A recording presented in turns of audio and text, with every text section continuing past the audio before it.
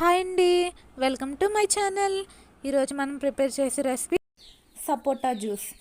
చాలా హెల్తీగా చాలా ఈజీగా ప్రిపేర్ చేసుకోవచ్చండి. సమ్మర్ వచ్చేసింది కదా, ఇలా జ్యూసులు తాగడం వల్ల చాలా హెల్తీగా ఉంటారు, డిహైడ్రేషన్ లోనవ్వకుండా ఉంటారు.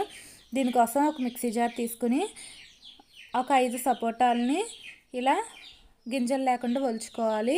వాటిని వేసి 2 టేబుల్ స్పూన్స్ షుగర్ వేయాలి. షుగర్ ప్లేస్లో హనీని కూడా వేసుకోవచ్చండి. ఇందులో 5 ఐస్ క్యూబ్స్ వేయాలి.